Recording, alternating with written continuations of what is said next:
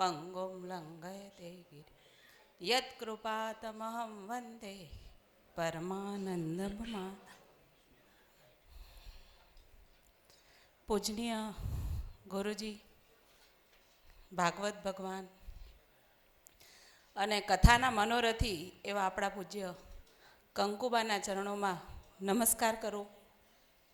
તમામ વડીલોને પણ હું આજે હૃદયથી નમસ્કાર કરું છું. આજે મને ખૂબ આનંદ થાય છે કે આપણો સમાજ આવા ભગીરથ કાર્યની અંદર આગળ આવે છે. કથાના તમામ આયોજકો કે જેમણે પાયાની ઈંટ બની અને કાર્ય કર્યું છે, બહાર મોટાઈ નથી દેખાઈ, એ પણ એક શીખવા જેવો ગુણ છે આપણા માટે. માં ગંગાના કિનારે આપણે બધા બેઠા, આ સૌભાગ્ય આપણને પ્રાપ્ત થયું.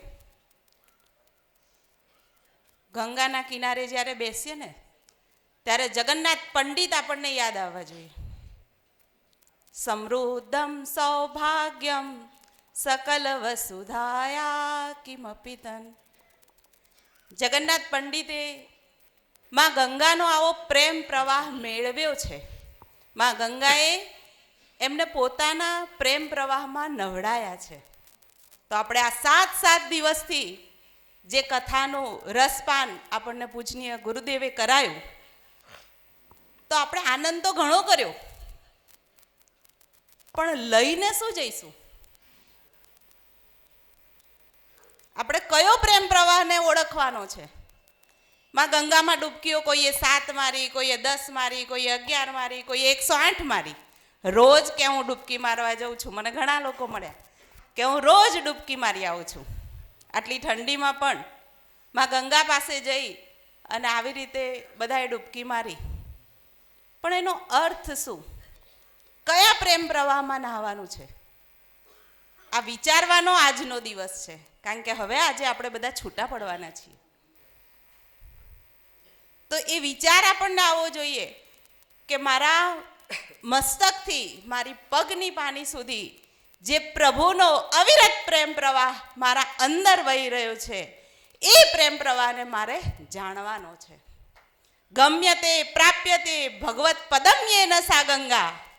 માં ગંગા તારા કાંઠે આયા, તો આ પ્રેમ પ્રવાહને જો ન જાણીએ આપણે, તો આપણે ભજનમાં કહીએ છીએ કે ગંગામાં નાયા ને યમુનામાં ધાયા. કેટલીય નદીઓની અંદર નાહીએ છીએ, પણ કાગડો. તો આ પ્રેમ પ્રવાહને આપણે ઓળખવાનો છે, અને એના માટે આપણે કેવું જીવન જીવીશું એ પણ સંકલ્પ આજે કરવાનો છે. આપણા સમાજનું આપણે જ્યારે 7 દિવસ અહીંયા હતા ત્યારે મને બાએ ઘણી વખત બાને આપણા વતી સંસ્થાના ઘણા લોકોની ફરિયાદો પણ સાંભળવી પડી.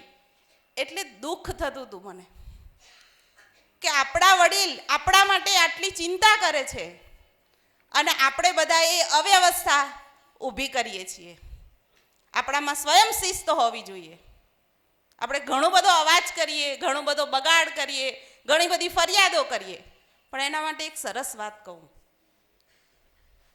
આપણા ઘરે દીકરીનો પ્રસંગ હોય તો 3 દિવસના ઉજાગરા, ક્યારેક 4 દિવસના ઉજાગરા, કેટલી બધી આપણે ખર્ચો કરીએ, કેટલી બધી મીઠાઈઓ બનાવીએ, કેટલું બધું કરીએ. અને એ દિવસે આપણા ઘરમાં કયો નાસ્તો હતો, કઈ વ્યવસ્થા હતી, આપણે ખાવામાં રહીએ છીએ? કોણે ચાખ્યો? જેના ઘરે પ્રસંગ છે દીકરીનો, તો એણે ક્યારે પ્રસાદે લીધો કે કયો સૂપ આવ્યો હતો? હું ક્યાં ઊંઘી હતી? ખબર છે એ માને ને બાપને કે મારી દીકરીનો અવસર હતો તો મારી નીચે પથારી હતી કે નથી? જ્યાં મળ્યું, જેવું મળ્યું, જેટલું મળ્યું, આપણે સ્વીકાર્યું છે. કેમ? કારણ કે મારું છે, આ મારા ઘરનો પ્રસંગ છે. તો આપણે ક્યારેય ફરિયાદ કરી કે આજે તો મેં સૂપ નહોતો પીધો, આજે તો મેં ચા મજા ના આવી, આજે તો મોળો હતો, છાશ ખાટી હતી? ફરિયાદ કરી આપણે? પોતાનું હતું અને અહીંયા આટલી સુંદર વ્યવસ્થા, આપણા ઘરે 2 દિવસના અવસરમાં આપણે આટલી સુંદર વ્યવસ્થા ન રાખી શકીએ, અને અહીંયા આપણને કેટલું બધું, સવારે આટલો નાસ્તો, બપોરે આટલું જમવાનું, રાત્રે ચા નાસ્તો, સાંજે કેટલું બધું મળ્યું, તો આપણા મોઢામાંથી ફરિયાદ કેમ આવી? બીજાનું છે, આપણું છે. તો આ વસ્તુ આપણે સમાજની અંદર, પણ એ ક્યારે થશે? ક્યારે થશે?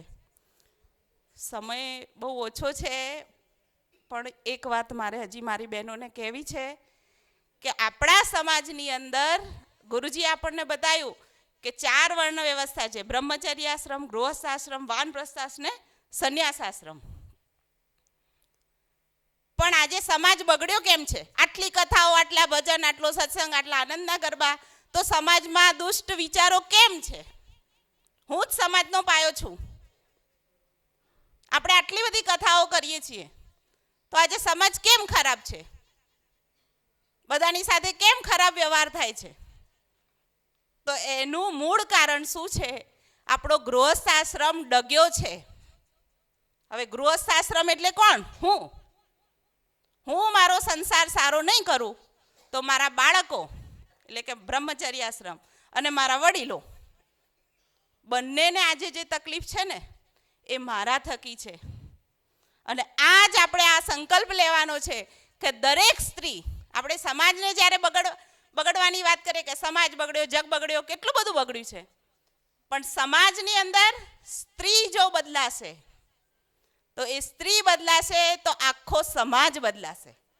કારણ કે એક સ્ત્રી જેવી છે, આપણે કહીએ છીએ ને કે 100 શિક્ષકોની ગરજ સારે છે, 100 શિક્ષકોની બરાબર એક માં છે.